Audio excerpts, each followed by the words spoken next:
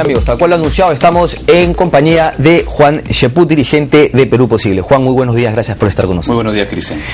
Cuéntanos un poco, hemos estado leyendo tus columnas en Diario 16 y veo una crítica muy dura, no solamente a la candidata Keiko Fujimori, sino quizás se podría entender a la gente, a las personas, a los ciudadanos que por A o B motivos se puedan inclinar, digamos, hacia esa opción. ¿Por qué? Bueno, definitivamente nosotros en los últimos 15 días hemos estado viendo precisiones de parte de los dos candidatos, es decir, comportamientos, actitudes, gestos, para poder tomar una decisión el próximo 22 de mayo. En ese contexto, yo he visto que lamentablemente del lado del fujimorismo hay un patrón de comportamiento que me recuerda en mucho a lo que pasó en la década del 90, ¿no? Un patrón de comportamiento que se manifiesta, por ejemplo, en el uso de entidades públicas como la DIROES para hacer campaña, sin que la ministra de Justicia ni el Estado manifieste su oposición a ese tema, un patrón de comportamiento que se manifiesta en la actitud de soberbia o ninguneo que hay hacia cualquier otra posibilidad de gobierno, en la actitud para no tratar de construir consensos y sobre todo en lo que se refiere a la lucha contra la corrupción, que definitivamente no hay ni un solo pronunciamiento explícito sobre ese tema. Entonces, ante la disyuntiva de tener que elegir entre una candidatura que podría tener muchos riesgos, pero que definitivamente no significa un retorno al pasado y si sigue siendo una novedad como la de Ollanta Humala o la de Keiko Fujimori, que está demostrando un patrón de comportamiento, pues simplemente yo creo que Perú Posible este fin de semana tendría que optar por una opción que tenga que ver o por votar por Ollanta Humala o por el voto viciado o nulo. Pero ahí no me ha quedado bien, porque no me ha quedado muy clara la línea, porque también estás criticando de alguna manera a este gobierno, porque el tema de la corrupción, el tema del manejo de Alberto Fujimori en la DIROES es trabajo de este gobierno, del gobierno aprista. Por supuesto, yo creo que el gobierno aprista, al igual que hace 20 años cuando fue gobierno por primera vez, ha dado demostraciones de que la lucha contra la corrupción no ha sido uno de sus fuertes, ¿no? Empezando porque desactivó todos aquellos mecanismos que servían casualmente para controlar a la corrupción. Le quitó facultades a la Contraloría, por otro lado desactivó la Oficina Nacional contra la Corrupción, nunca le dio presupuesto, a pesar de haber nombrado con bombos y platillos a la jueza Carolina Lizárraga, también desactivó la figura del SAR anticorrupción, y es por eso que hemos visto que a lo largo de estos 5 años no solamente ha habido lo que se conoce como los faenones, sino una serie de microcomportamientos a lo largo y ancho de todo el Estado que han hecho que la opinión pública repudie el comportamiento de ciertos funcionarios públicos. Lamentablemente la corrupción ha vuelto a tener protagonismo en estos días, y eso definitivamente genera cierta animadversión al gobierno del presidente García. ¿Qué tendría que hacer el gobierno actual respecto al tema de Alberto Fujimori en la DIROES? Porque todavía está a tiempo de mostrar un tema ejemplar ahí. Y además me parece fundamental porque el contexto así lo pide. Es decir, Keiko Fujimori está basando su campaña en el alejamiento respecto de su padre, Alberto Fujimori. ¿Por qué el gobierno actual no toma las medidas que cualquier gobierno que se quiere, digamos, que quiere aparecer como decente, no toma las medidas contra ese tema de la DIROES? Y ahí Keiko no podrá decir nada, porque Keiko está argumentando en todos estos últimos meses que ella y su padre son dos cosas distintas. Bueno, es muy lamentable que la DIROES se haya convertido en la práctica en el comando de campaña del fujimorismo de Fuerza 2011, y es más lamentable aún que el presidente permanentemente a lo largo de este proceso electoral haya intervenido en favor de uno u otro candidato. Primero intervino abiertamente en favor de Luis Castañeda Locio, luego intervino tangencialmente a favor de Pedro Pablo Kuczynski, y ahora está apostando por Keiko Fujimori.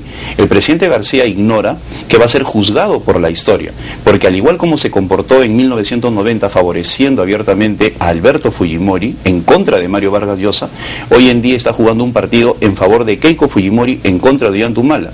Lo que le corresponde a un jefe de Estado es mantener imparcialidad, y por el lado de Keiko Fujimori, desde el momento que ella permite este apoyo del alanismo o del aprismo y permite que se utilicen entidades públicas, pues obviamente se deslegitima y le quita fortaleza inclusive a su propia candidatura. Sí. Yo creo, a diferencia de lo que dicen las encuestas, en estas 2 últimas semanas, gran parte de la población va a tomar una decisión en función de la moral que se tiene que preservar, en función de la consecuencia de los actos que tenemos que ver, porque yo creo que un gobierno de Keiko Fujimori definitivamente significaría la inestabilidad política y el alejamiento de las inversiones, tal y como fue en los últimos 4 años en que gobernó su papá. No fue un momento de bonanza económica ni fue un momento de tranquilidad para las inversiones, fue un momento de gran inestabilidad política. Y tal como se está conduciendo en estos momentos el proceso electoral, pues yo me permito inferir de que un gobierno de Keiko Fujimori sería un gobierno de alta inestabilidad política.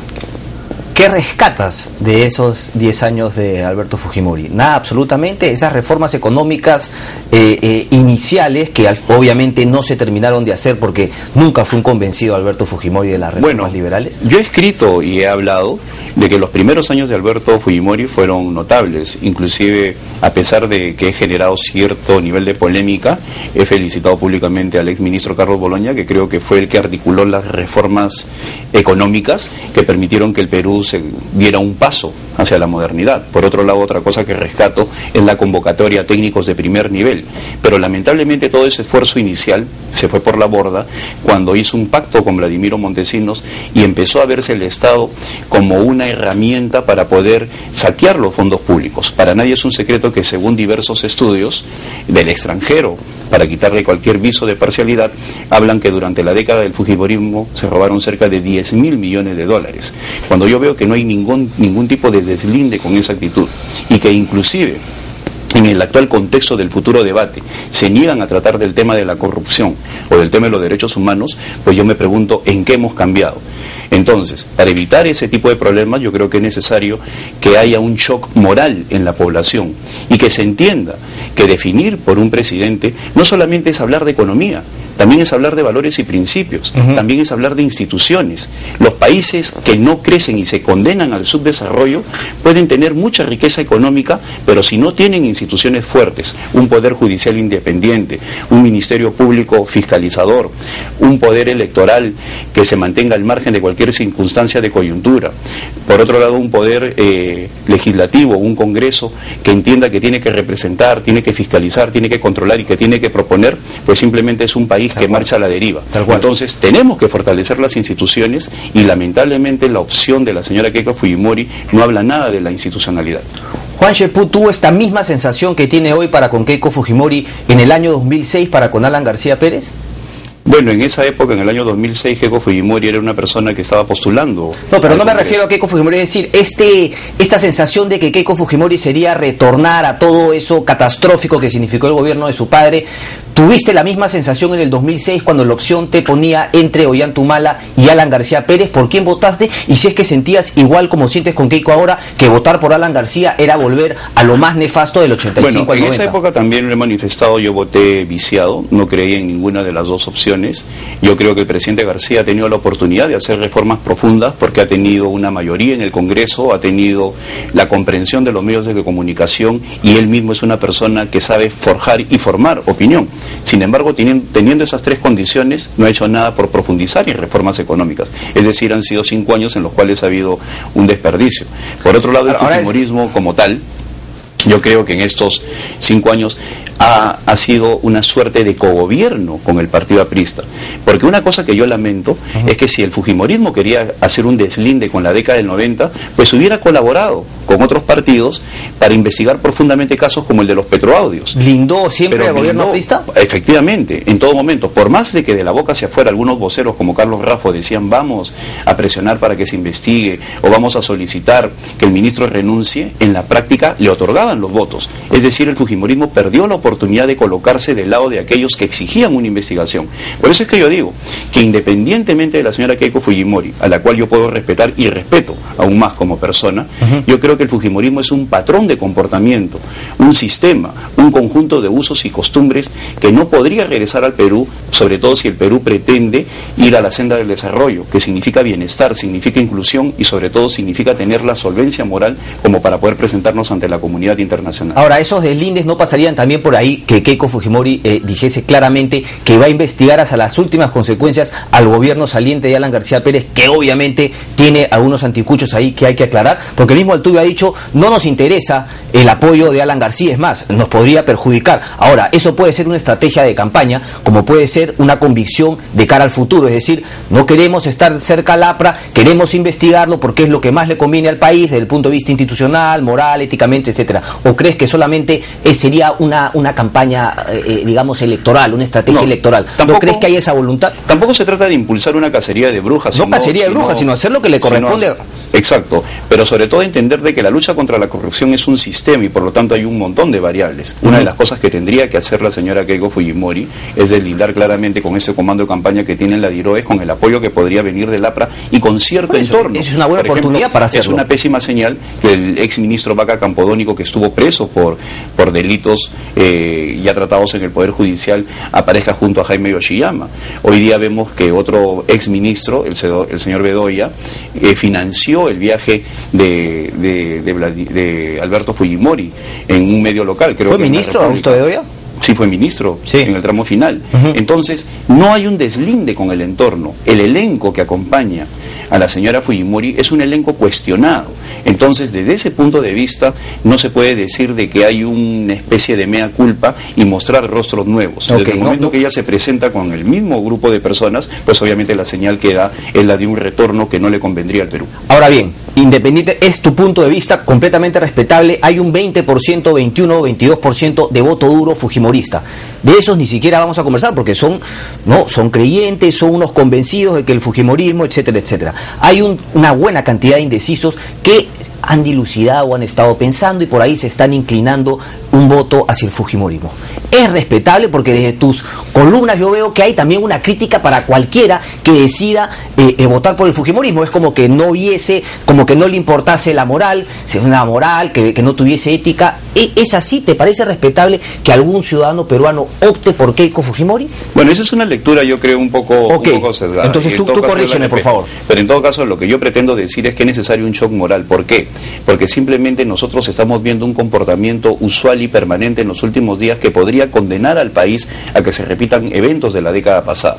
Ante eso tenemos, por otro lado, la posibilidad de apostar por un candidato, sin que esto signifique un apoyo a Ollanta-Humala, que podría significar una novedad con riesgos, pero factible de ser fiscalizable.